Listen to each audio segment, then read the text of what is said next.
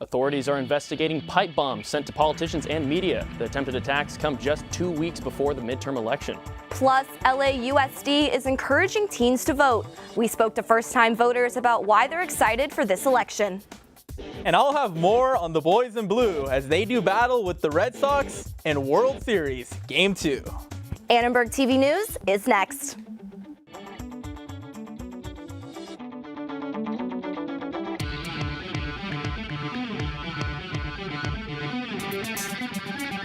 Live from USC, you're watching Annenberg TV News. Terrorism, the attempt to spread fear, is the world that we live in. New York politicians condemned the attacks by mail, which targeted Hillary Clinton and Barack Obama, among others. Good evening, I'm Colin Taylor. And I'm Taylor Elliott. A South LA mail center was just evacuated after a suspicious package arrived for Representative Maxine Waters. Her D.C. office was also targeted today.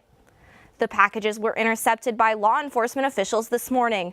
Each package had printed address labels, 6 postage stamps, and a return address for Florida Congresswoman and former Democratic National Committee Chairwoman Debbie Wasserman. Some packages contained small pipe bombs, and all of them were found before they could go off. Packages were sent to former President Obama and LA Representative Maxine Waters' Washington offices, Hillary Clinton's New York residence, and former CIA Director John Brennan at CNN. Former Attorney General Eric H. Holders was misaddressed and sent back to Congresswoman Wasserman. The LA Times also had a scare of its own this afternoon. In a statement, a spokesperson said, "Contrary to some reports, we have not been evacuated. Our security and facilities teams are being extra careful with mail and packages, as well as with any visitors to the building. There is some mail, 4 envelopes, that is currently being thoroughly screened." U.S. Capitol Police and the FBI are investigating. The packages are being analyzed in a bureau lab in Virginia. So far, the sender of the packages has not been identified. Again, the South LA mail station at Central and Florence has been evacuated. We'll follow this story and bring you updates as they come. USC hosted a nationwide summit on school safety today, while DPS gave a training on what to do in case of an active shooter. Reporter Jesus Alvarado has more on how to deal with keep safe on campus. DPS gave a presentation today on what to do when a shooting happens. One major point: know your exits. The first option is run. If something does happen and it is safe to do so, and it is clear to do so, please run away from the threat. DPS officer Roy White reminds us that USC arrested a staff member back in 2006. He had a gun. His whole intention was to go back and shoot and kill his supervisor. Fortunately, the incident ended peaceful and no one was hurt. He also reminds the USC community to always have a plan. Hey, you have the hand, you have the hand, you have the legs, you grab the gun, you call DPS or you call the police. One Annenberg employee who attended the training says he now feels more prepared. I think this was really helpful to be better able to prepare myself in case there's a active shooter event in any situation. DPS Assistant Chief David Carlisle recalls a false alarm incident last year when students knew what to do. We had a false report of an active shooter in Fertitta Hall. It turned out most of the students were well prepared and had heard of the training, run, hide, or fight.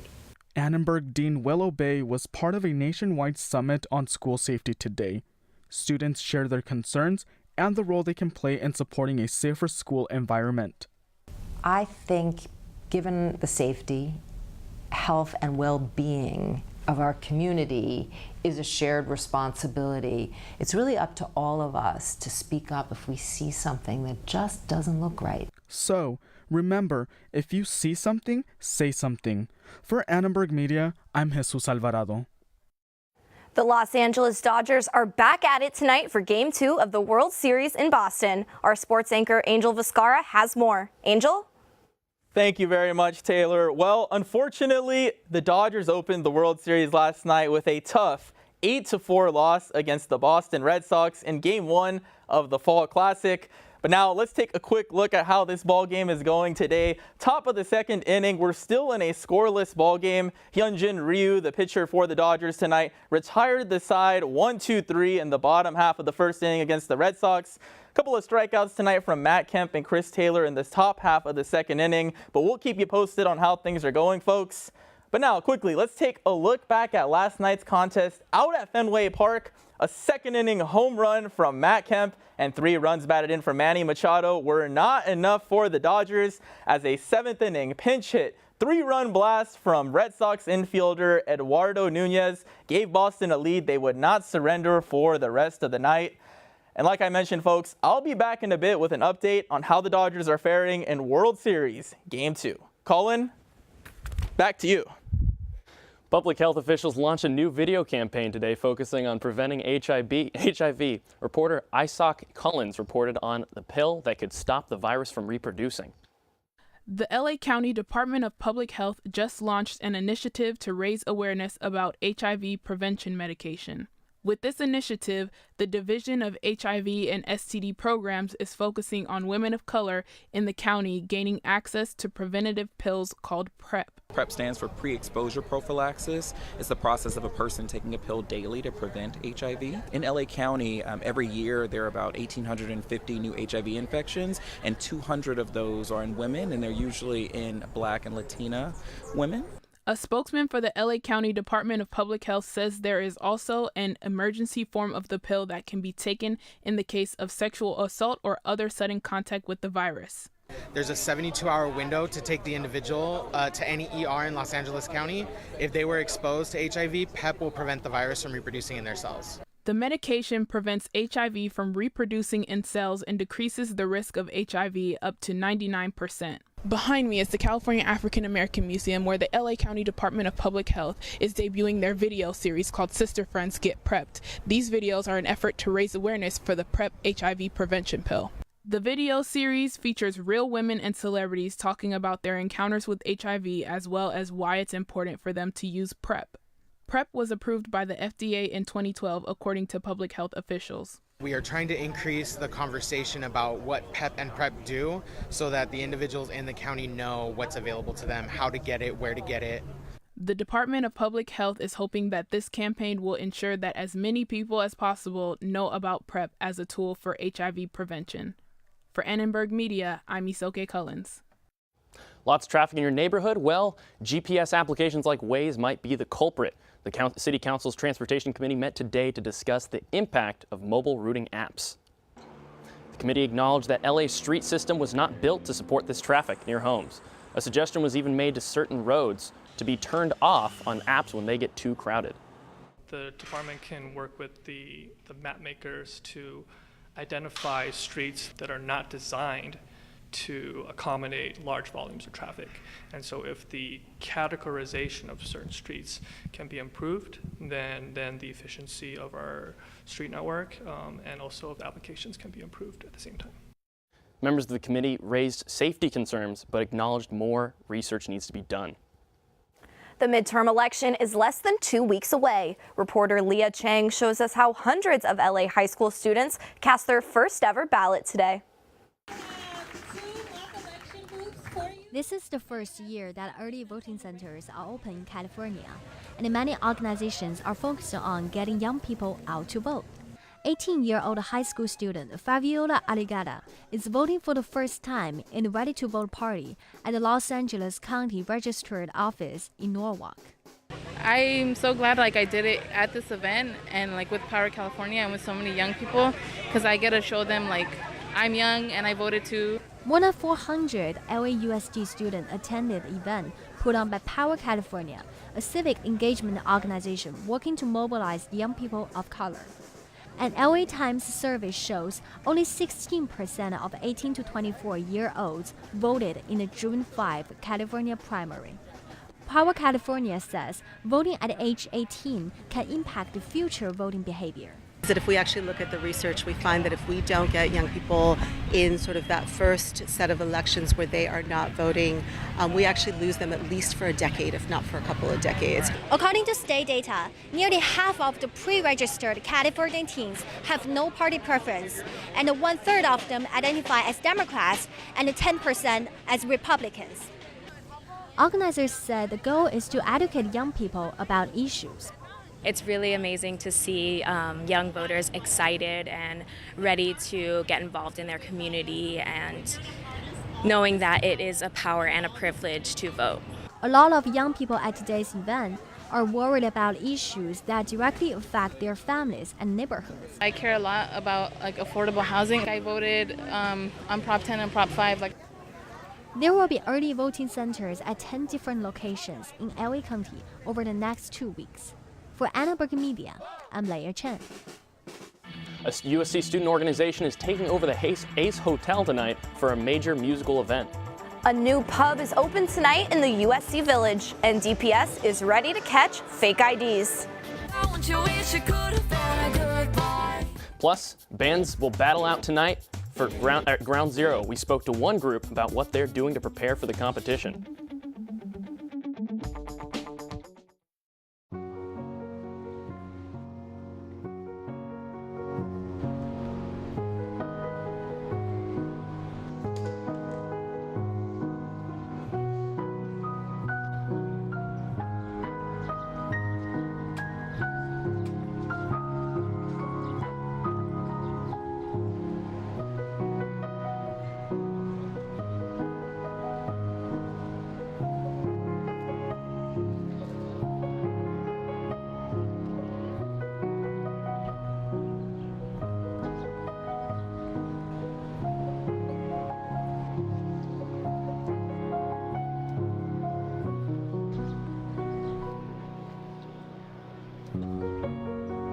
We'd do anything for kids.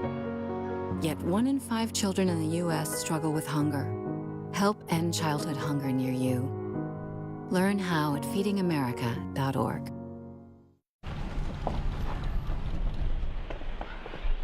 Got a quarter?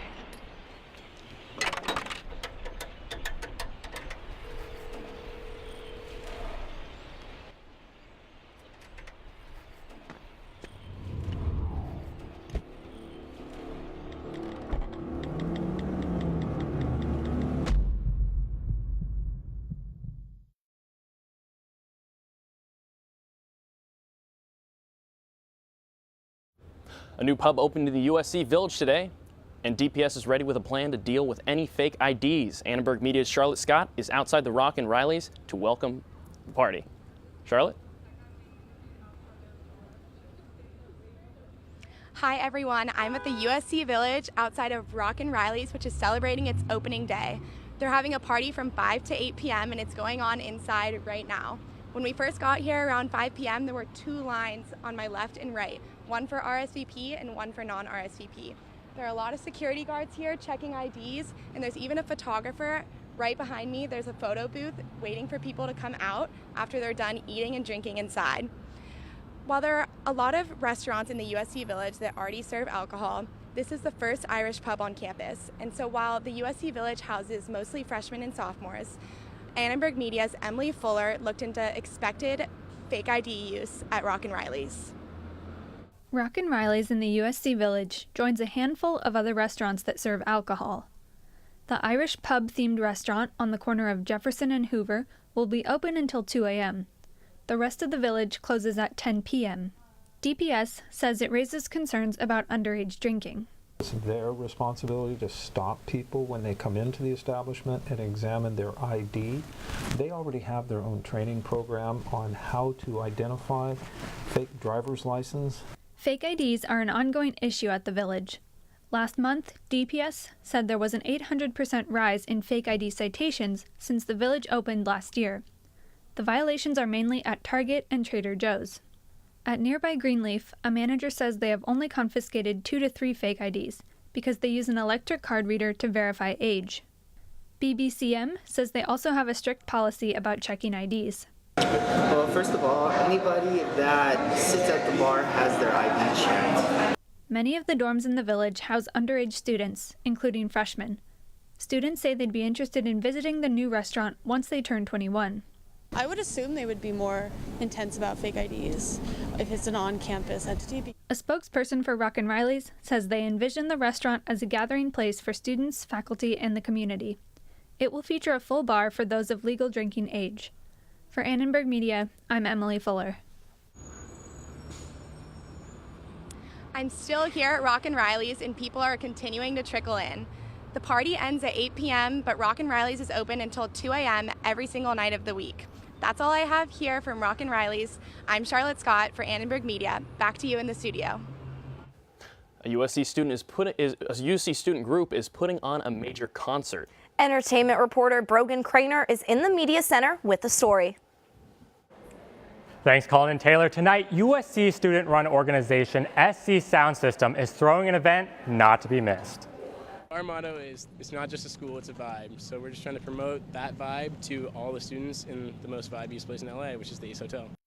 Jordan Bear is a USC music industry minor who was assigned to throw an event by his music promotion and production class.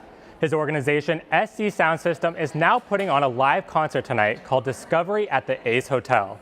The concert will feature 5 live acts, including Thornton students Zoe Monet and Kristen Robinson, as well as alternative artist Michael Casper. Bear said that his ultimate goal is to highlight USC's talented students.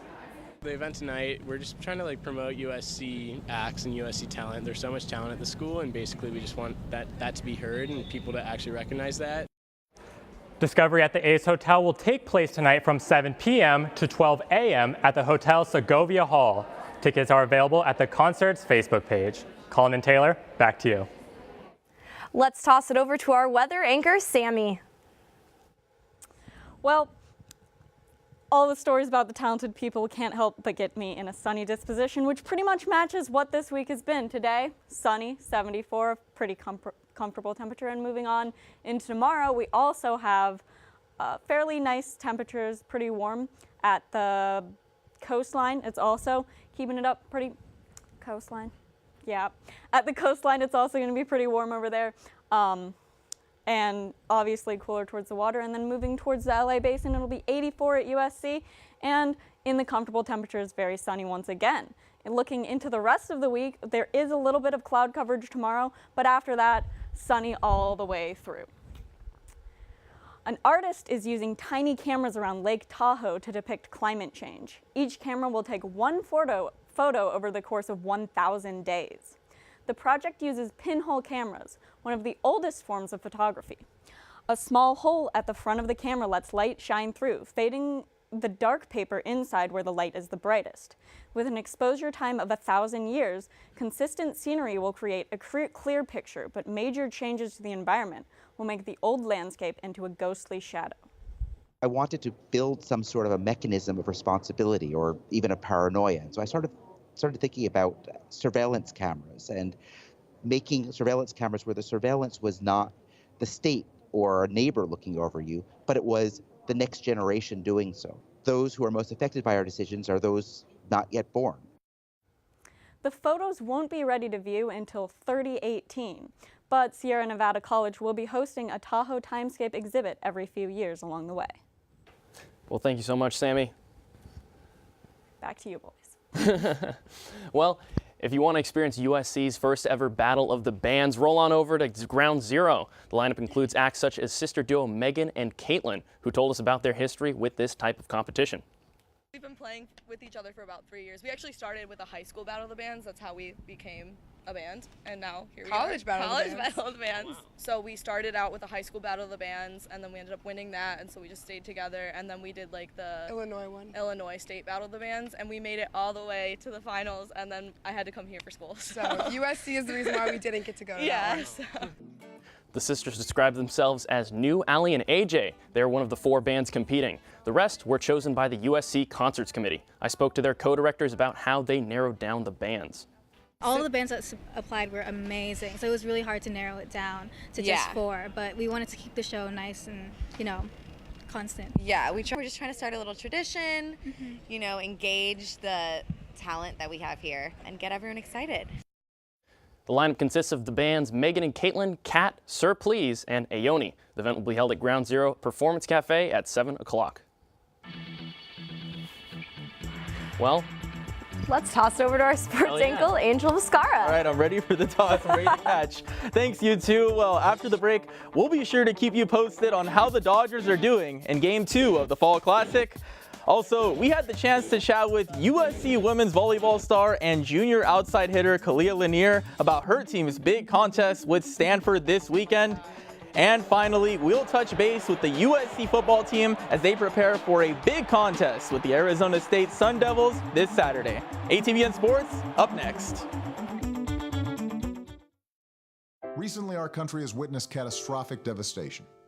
Hurricanes and flooding have upended lives and livelihoods. Across this great country, Americans have answered the call. That special calling that compels us, when others are down, to step up and do whatever it takes. America's at her best when, against all odds, we come together and lift each other up.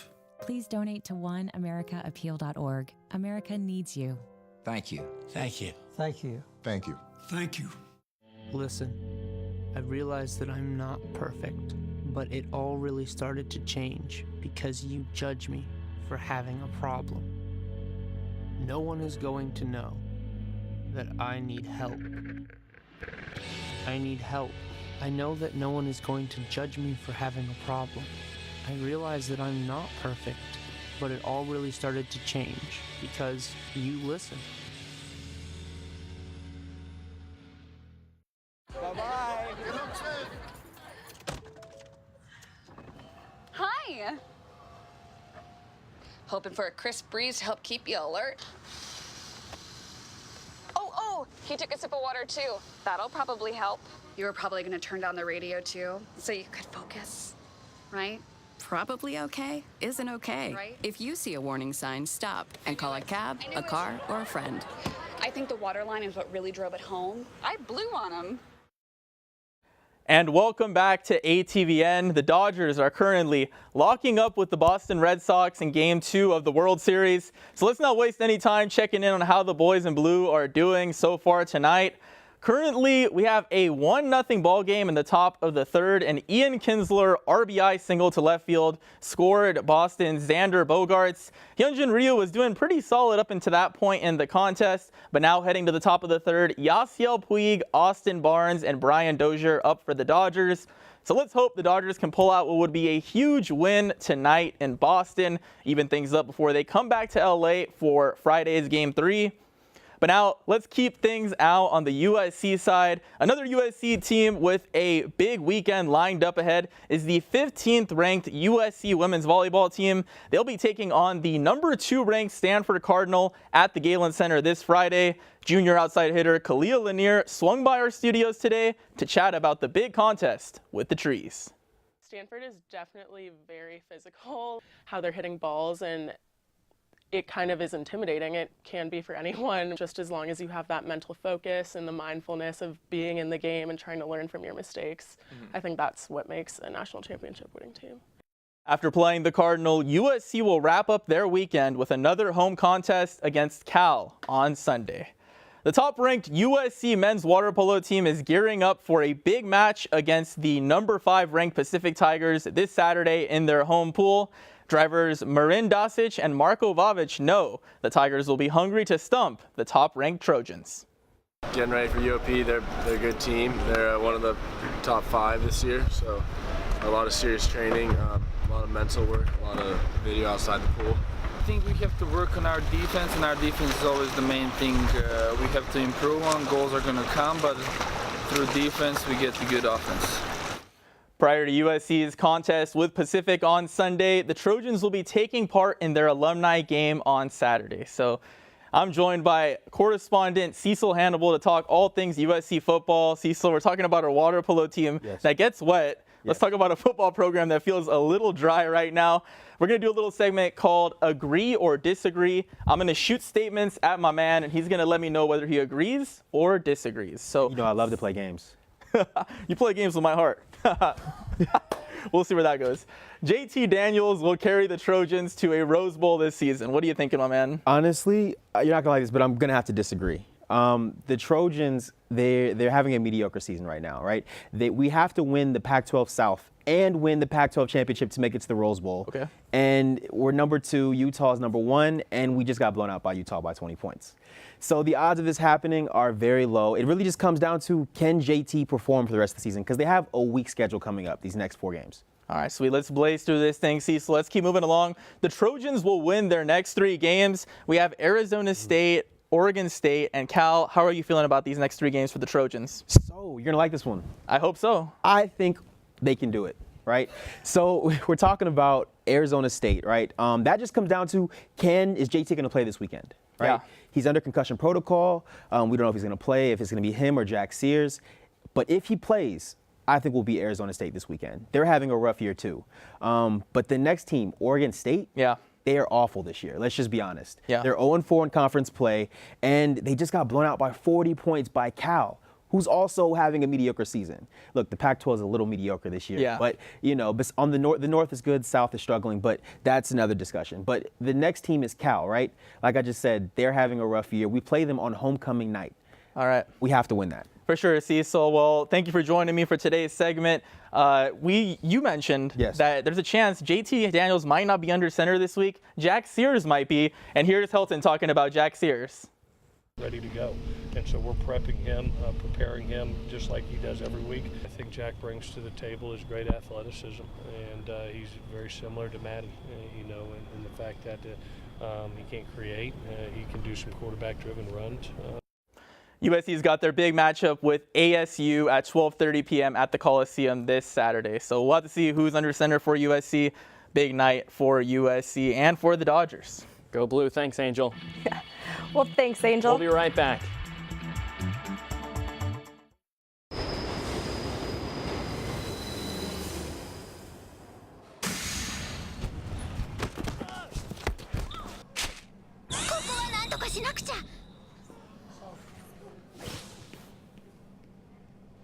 Hey guys, Danny Trejo here.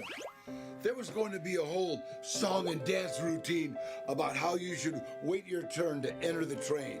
But they got me, Danny Trejo, to talk to you instead. Look, when you don't wait your turn to enter the train, it's rude and potentially dangerous. And believe me, I know a thing or two about rude and dangerous. I'm Danny Trejo.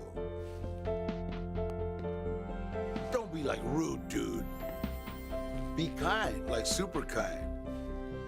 Excuse me.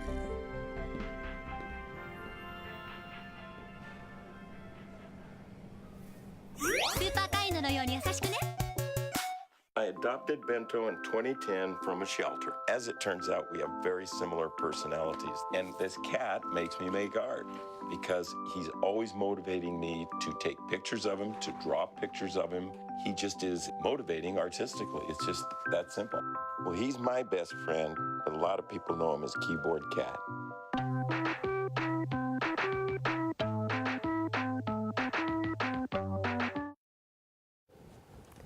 LAPD and LAFD are showing their support for the boys in blue. Both departments tweeted that their chiefs gave them the okay to add Dodger hats to their uniforms. Well, thanks for watching Annenberg Media. From everyone, I'm Paul Taylor. And I'm Taylor Elliott. Have a good night.